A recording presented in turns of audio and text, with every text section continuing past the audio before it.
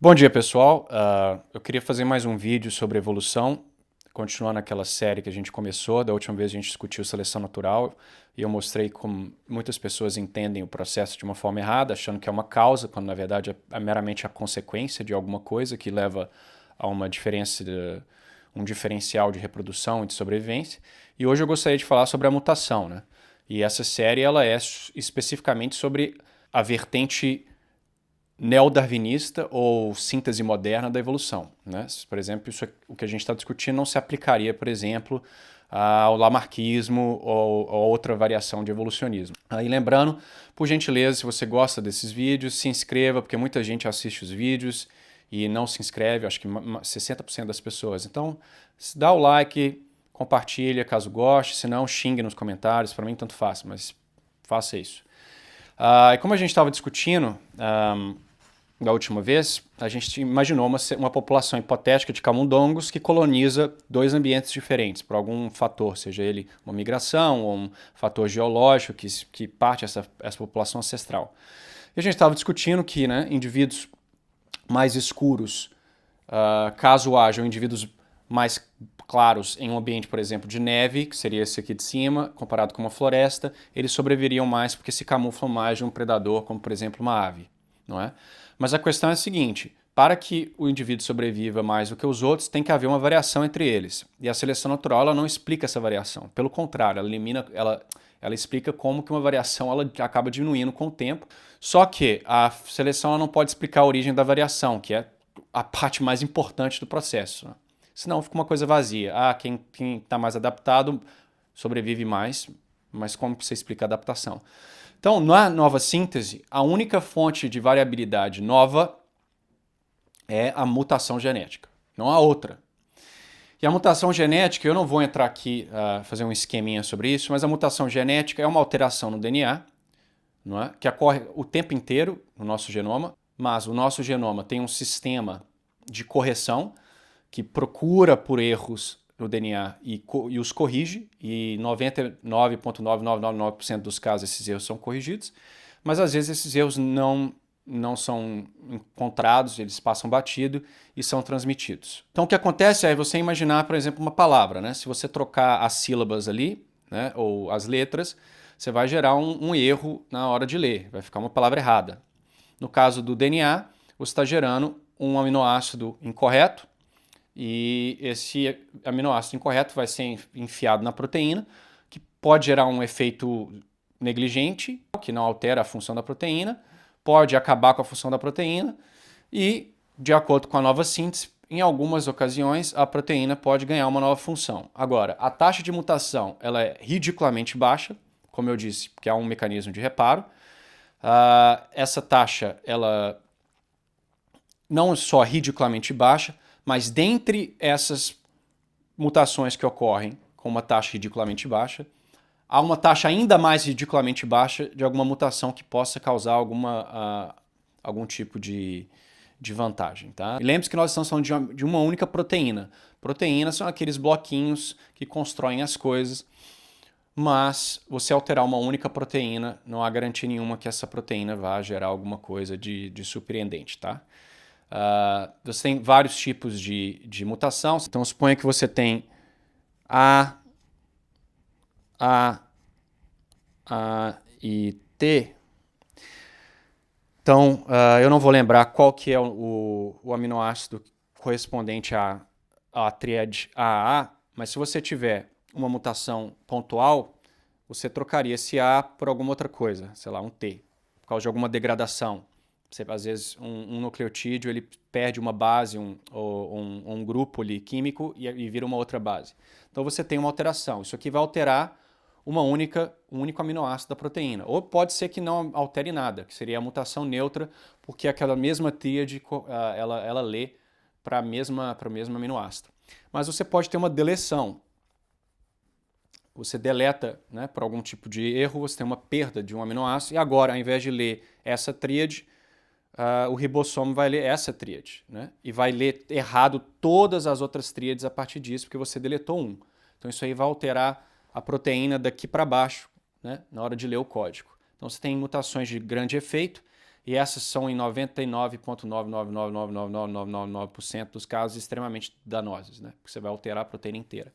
Então, geralmente, se espera que apenas mutações pontuais podem gerar algum tipo de pequena variação na proteína e gerar alguma vantagem, tá?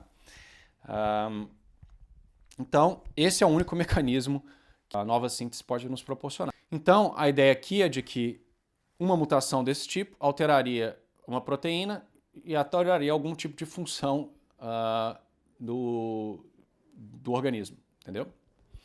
Então, agora tem um ponto importantíssimo, que é o principal que eu queria discutir nesse vídeo, é o seguinte: só porque o indivíduo, a população está em um ambiente de neve ou num ambiente de floresta, o tipo de ambiente não tem nenhuma influência no tipo de mutação que vai acontecer, nem no fenótipo que pode ser gerado por aquela mutação. Então, só porque a população está em um ambiente de floresta não quer dizer que haverão com maior probabilidade mutações que ajudem esse indivíduo a sobreviver no ambiente de floresta. O meio não faz absolutamente nada em relação ao tipo de mutação que ocorrerá. Então, a mutação ela é cega em relação ao fenótipo que ela vai gerar. Ela não tem previsão, ela não sabe que o indivíduo está num ambiente tal ou tal. Então, essa ideia de que o indivíduo necessariamente se adapta ao ambiente que ele está errada na nova síntese. Não há nenhum tipo de previsão do processo evolutivo. Pode ser que essa população, por exemplo, de camundonguinhos, nunca tenha uma mutação benéfica e eles serão constantemente predados por essa ave. Pode ser que elas entrem em extinção, porque tem muito predador e elas acabam morrendo. Ou pode ser que elas cheguem num tempo, sei lá, um número de equilíbrio, que apesar da predação, elas conseguem sobreviver mais do que são predadas e ficam ali né, em cima do muro. Então não há garantia nenhuma que haverá uma mutação. A mutação, você tem que sentar e esperar, o organismo não pode fazer nada a respeito disso. E caso ela aconteça, lembrando que a mutação em si já é raríssima, a mutação que não causa nenhuma deficiência na proteína é mais uma raridade dentro da raridade. E quando ela acontece, não há garantia nenhuma que ela vai causar qualquer benefício para esse ambiente especificamente. Então você percebe que nós estamos lidando com probabilidades assim, ridiculamente baixas. Tá? Então, eu quero que você elimine essa ideia de que o indivíduo vá necessariamente se adaptar ao ambiente. Tá? E ainda tem um outro problema, que tem a questão da deriva genética. Ainda que nasça, por exemplo, vamos supor que há uma mutação que altere algum tipo de proteína que seja responsável por levar melanina para os pelos, que é, vamos supor, o que causa a coloração amarronzada. Vamos supor que você tem uma enzima que quebra alguma coisa e carrega essa melanina para os pelos. Pode ser que haja uma mutação nessa proteína e ela perca a função de carregar a melanina para os pelos e agora esse indivíduo passa a ter pelos brancos, porque ele tem uma falha. Então, a ideia aqui é de que agora esse indivíduo com essa mutação sobreviveria mais nesse ambiente porque ele seria menos predado que os seus irmãos e caso aquela mutação seja passada para frente, o fenótipo ser branco passaria e aumentaria em frequência. O problema é o seguinte, que nós já dissemos que causar uma mutação já é raríssimo, que ainda seja efetiva num ambiente ainda mais raro e que, mesmo que ela aconteça, pode ser que por deriva genética ou por pura estocasticidade, por pura sorte, por assim dizer, que esse único cara que nasceu com pelo branco morra porque, sei lá, passou fome, ou porque morreu na barriga da mãe, ou porque foi predado assim mesmo, porque era o que estava lá quando o predador apareceu. Então perceba que só porque houve uma mutação benéfica, só porque ela geraria, em princípio, uma sobrevivência, não quer dizer que ela vá se espalhar, porque ela vai aparecer necessariamente em baixíssima frequência, por causa da raridade e por causa que ela não tem previsão, e ela pode se perder por fatores aleatórios. Tá? Então você vê que tem que ter muita sorte envolvida para que isso dê certo. E nesse caso nós estamos falando de uma degeneração do DNA e não um ganho de função, né? Seria uma perda de coloração. Então, outro dado importante que a gente precisa ter em mente é que essa mutação ela tem que ocorrer em uma célula reprodutiva. Porque na nova síntese há uma barreira intransponível entre, vamos supor que esse seja o organismo. Então você tem uma barreira entre as células gaméticas, né, o espermatozoide, por exemplo, e o resto do corpo. Então, se eu tenho uma mutação na minha célula da pele, que causa, sei lá, mais melanina ser levada para aquela região, ela não será passada para a próxima geração, porque na nova síntese, a única fonte de hereditariedade são os genes. Então, e os genes são passados única e exclusivamente pelo espermatozoide e pelo óvulo. Então, não só a mutação ela é rara, mas ela tem que acontecer no esperma ou no óvulo, para que tenha alguma possibilidade de ela ser herdada pela próxima geração. Porque uma mutação no soma, né, nas outras células, ela não será herdada, porque não há transferência dessa parte para a próxima geração de acordo com a nova síntese. Então, essa barreira de Weismann é um dos postulados da nova síntese. E a hereditariedade apenas no DNA é outra premissa da nova síntese. Então você vê aí que a nova síntese ela coloca várias amarras nela mesma, né? Então, compreenda que o único papel do meio, do ambiente, neste caso na nova síntese, é providenciar o background. Porque um indivíduo branco nesse ambiente de neve pode potencialmente estar mais adaptado, porque ele se camufla mais, mas o mesmo indivíduo neste ambiente de floresta teria o efeito contrário. Ele seria mais visível para o predador, porque o branco se destaca no meio de uma floresta. Então o benefício da mutação ele é relativo ao ambiente, esse é o único papel do ambiente. Mas o ambiente não influencia diretamente, não há causa o que a gente chama de top-down causation. O ambiente não influencia as mutações, muito menos o fenótipo que elas vão causar.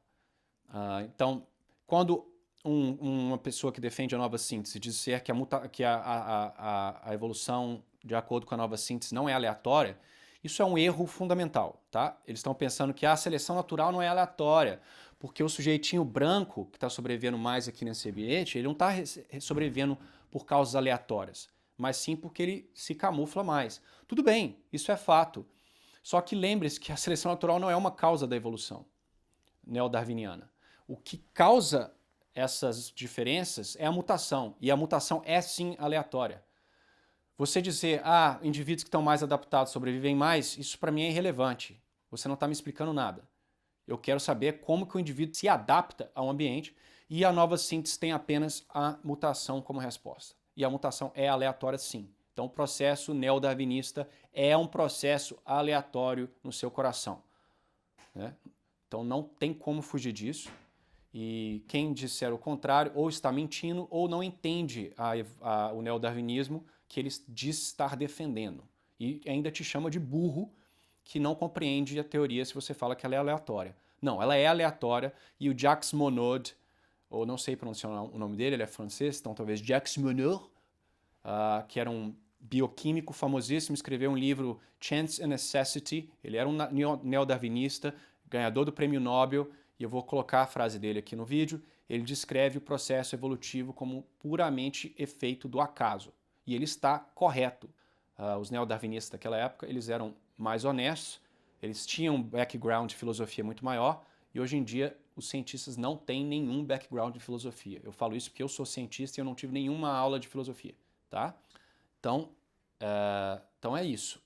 O neodarwinista vai dizer que, bom, há duplicação cromossômica, etc., há transferência horizontal, um vírus pode carregar um pedaço de informação de outra espécie e infiltrar em uma outra espécie na hora que ele infecta a célula, mas aquilo não explica a origem daquele gene que está sendo infiltrado, né? Porque quando você perguntar de onde que ele veio, ele vai ter vindo do outro ser que o vírus pegou, e para ele explicar o surgimento daquele gene no outro ser, ele vai ter que usar a mutação de novo.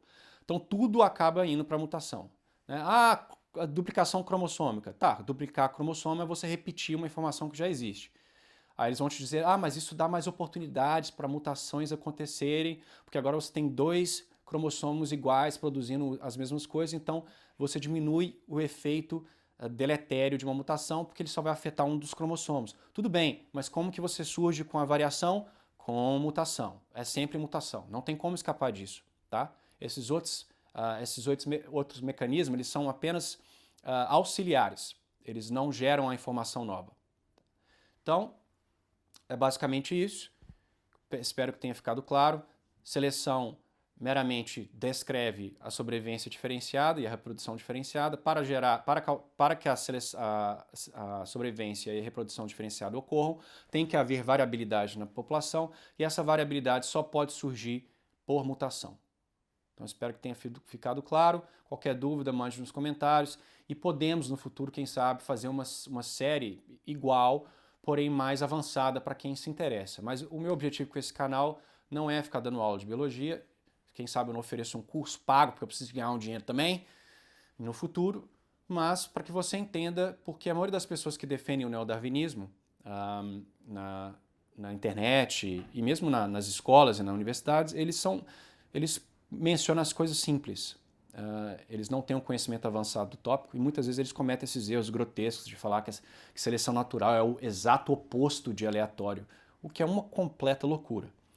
Então, mais uma vez, e que fique claro, eu não disse nada que você não vai encontrar nos livros, eu não disse nada aqui que seja novo, e minha crítica é voltada para o neodarwinismo, tá? A teoria evolutiva que nós aprendemos no ensino médio e que nos é ensinada em prioridade na universidade. Não estou dizendo que todos os evolucionistas são neodarwinistas, mas a sua vasta maioria é, ok? Então, um abraço, Deus abençoe e até a próxima.